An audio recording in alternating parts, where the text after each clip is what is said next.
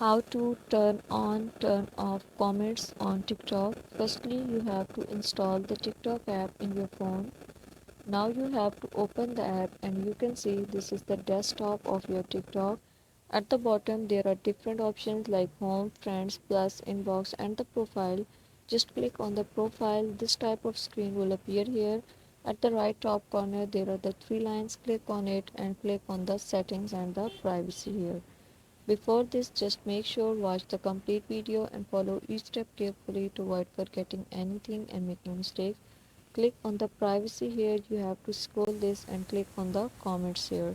Whenever you have to click on the comments here, we are going to know that how to turn on and turn off comments.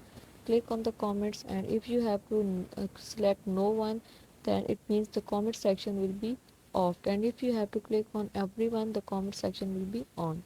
In this way you can turn it on and turn off comments on TikTok.